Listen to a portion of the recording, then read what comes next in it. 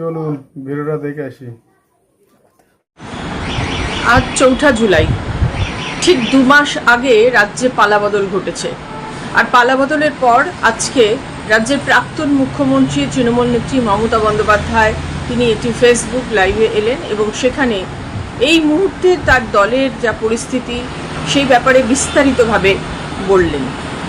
এতদিন পর্যন্ত তার দলের থেকে যারা বিশ্বাসঘাতকতা করে তাকে ছেড়ে চলে গেছেন তাদের সম্পর্কে কোনো মন্তব্য করতে শোনা যায়নি মমতা বন্দ্যোপাধ্যায়কে।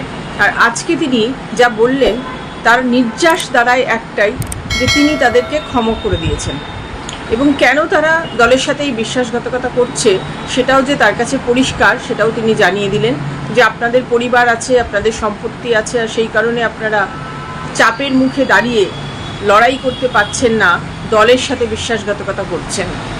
আপনাদেরকে ক্ষমা করে দিলাম, আপনারা সবাই ভালো থাকুন। গতকাল আমরা দেখেছিলাম বাইপাসের ধারে তৃণমূল কংগ্রেসের যে সদর দপ্তর সেখানে গিয়ে ঋতব্রত বন্দ্যোপাধ্যায় এবং অন্যান্যরা তালা লাগিয়ে দিয়ে এসেছিলেন। আর যাদের থেকে ভাড়া নিয়ে, অর্থাৎ ওই যে মন্টু বাবু যার থেকে ভাড়া নিয়ে এই পার্টি অফিসটি চলছিল, তারা নাকি দাবি করেছেন যে তারা দীর্ঘদিন কোনো টাকা পয়সা পাননি। মমতা বন্দ্যোপাধ্যায় সমস্ত প্রমাণ আজকে দেখালেন, তাদেরকে যে চেকে পেমেন্ট করা হয়েছে ভাড়া ইত্যাদি সেই সমস্ত বিষয়গুলো দেখালেন, দেখিয়ে তিনি প্রমাণ করে দিলেন যে অভিযোগ করা হচ্ছে সেটা মিথ্যা অভিযোগ।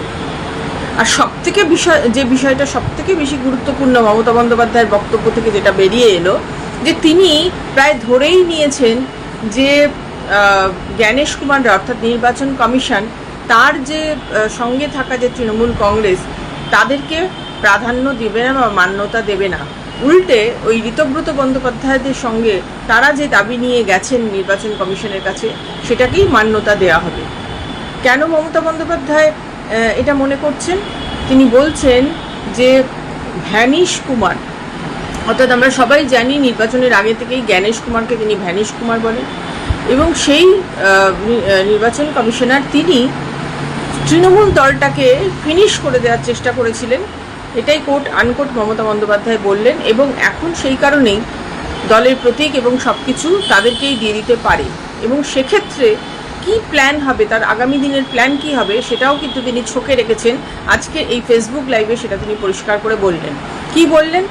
বললেন যে প্রতীক দল সব কিছু নিয়ে নিল, নতুন যে লোগো সেই লোগো গলায় ঝুলিয়ে তিনি মানুষের দরবারে যাবেন, মানুষের কাছে প্রচার করবেন। এবং এ ব্যাপারে সেই 1998 সালের কথা তিনি মনে করালেন, যখন দল নতুন তৃণমূল কংগ্রেস গঠন হওয়ার পর মাত্র 1.5 মাসের মাথায় তাকে নির্বাচনে যেতে হয়েছিল। দলের প্রতীকটাও তখন সাধারণ মানুষ ভালো করে চিনতেন না, কাজেই সেই সময়ও যখন নতুন প্রতীক মানুষ ভালো করে চিনতেন না তারপরেও তারা জয়ী হয়েছিলেন। কাজে এখনও এই যে নতুন প্রতীক তাকে নিতে হবে বলে তিনি মনে করছেন, সেই নতুন প্রতীক গলায় ঝুলিয়ে যখন তিনি রাস্তায় বেরোবেন তখনই প্রমাণ হয়ে যাবে যে মানুষ কার সাথে আছে। অর্থাৎ মমতা বন্দ্যোপাধ্যায় তিনি যে অনেক দূর পর্যন্ত পরিকল্পনা করে রেখেছেন এটা তার আজকে সাংবাদিক বৈঠক থেকেই পরিষ্কার হয়ে গেল। আশঙ্কা অনুমান তো ছিলই, আর সেটাই এবার বাস্তবে পরিণত হলো। 21শে জুলাই তৃণমূল কংগ্রেসকে ধর্মতলার বুকে সভা করতে দেবে না কলকাতা পুলিশ, আজকে জানিয়ে দেওয়া হয়েছে। তৃণমূল কংগ্রেসের যে দুটো গোষ্ঠী এই মুহূর্তে রয়েছে, একটা হচ্ছে যে মমতা বন্দ্যোপাধ্যায়ের নেতৃত্বাধীন কালীঘাট তৃণমূল এবং অন্যটি ঋতব্রত বন্দ্যোপাধ্যায়ের নেতৃত্বাধীন তৃণমূল। এই দুই গোষ্ঠীর তরফ থেকেই কিন্তু কলকাতা পুলিশের কাছে অনুমতি চাওয়া হয়েছিল যে 21শে জুলাই ধর্মতলায় তারা প্রত্যেকবারের মতো এবারও শহীদ দিবস পালন করবেন। আপনারা জানেন যে ধর্মতলায় শহীদ দিবস পালিত হয় ভিক্টোরিয়া হাউসের ঠিক সামনে, বিরাট মঞ্চ বেঁধে এই শহীদ দিবস পালন করতে আমরা দেখেছি দীর্ঘদিন ধরে।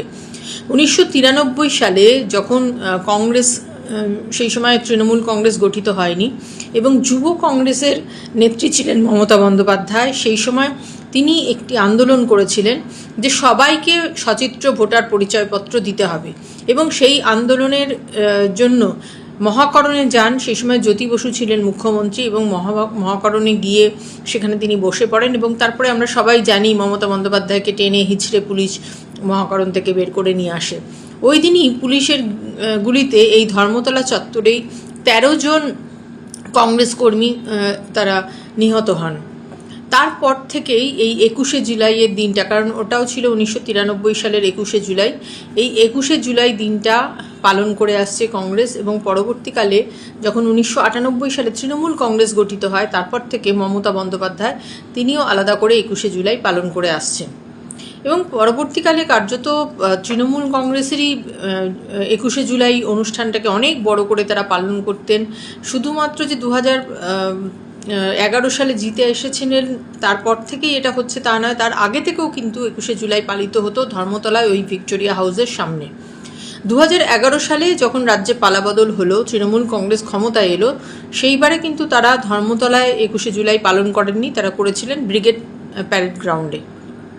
গতকালই আমরা বিধানসভায় দেখলাম শুভেন্দু অধিকারী রাজ্যের মুখ্যমন্ত্রী, তিনি খানিকটা ব্যঙ্গ করেই বললেন যে আপনাদের তো 21শে জুলাইয়ের সমাবেশে অনেক লোক হবে, আপনারা এবার ব্রিগেডেই করুন। এটা কেন বললেন তিনি? কারণ তার আগে কুণাল ঘোষ, দোলা সেন তারা পুলিশের কাছে পারমিশন চাওয়ার পরেই ধর্মতলা চত্বরে চলে গেছিলেন এবং সেখানে গিয়ে ফিতে নিয়ে রীতিমতো মাপজোপ করতে তাদের দেখা গেছিল। আর সেই বিষয়টাই উল্লেখ করে শুভেন্দু অধিকারী রীতিমতো উষ্মা প্রকাশ করে বলেন যে এখনও অনুমতিই পেলেন না, পুলিশের পারমিশনই পেলেন না, কোথায় হবে তার ঠিক নেই, আপনারা চলে গেলেন মাপজোপ করতে। যান না, এবারে ব্রিগেড প্যারেড গ্রাউন্ডে গিয়ে সভা করুন, আপনাদের তো প্রচুর লোক আসবে সভাতে। শুভেন্দু অধিকারী যখন বিধানসভায় এই কথাটা বলছিলেন, তখনই একটা আন্দাজ করা গেছিল যে কোনো অবস্থাতেই এই ধর্মতলা চত্বরে এবার তৃণমূল কংগ্রেসকে শহীদ দিবস পালন করার অনুমতি দেওয়া হবে না পুলিশের তরফ থেকে। আর এর জন্য 2018 সালের একটা হাইকোর্টের রায় আছে, সেই রায়কে সামনে রেখেই কিন্তু এই সিদ্ধান্ত পুলিশের। ওই রায়েতে কি বলা হয়েছিল যে গুরুত্বপূর্ণ রাস্তা আটকে কোনো সভা সমাবেশ করা যাবে না, কারণ এতে সাধারণ মানুষের ব্যাপক অসুবিধা হয়। আর সেই 18 সালের রায়ের পরেও কিন্তু 25 সাল পর্যন্ত তৃণমূল কংগ্রেস ওইখানেই সভা সমাবেশ করে গেছে, শুধুমাত্র কোভিডের সময়টা বাদ ছিল। তো গত বছর 21শে জুলাইও ওখানে ধুমধাম করে পালিত হয়েছিল। তো এবারে কিন্তু আর 21শে জুলাই ধর্মতলা চত্বরে হচ্ছে না। এখন মুশকিলটা হলো যে তৃণমূল সাংসদ মহুয়া মৈত্র তিনি কিন্তু বলেছিলেন, আগাম অনুমান তো তৃণমূল কংগ্রেসের তরফ থেকে করতে পেরেইছিলেন তারা, তিনি বলেছিলেন যে যদি 5 জন লোকও আসে তাহলেও আমরা 21শে জুলাইয়ের সমাবেশ করব, এবং যদি আমাদের মঞ্চ করতে পারমিশন না দেওয়া হয় তাহলে আমরা জিপসির উপর দাঁড়িয়ে এই সভা করব।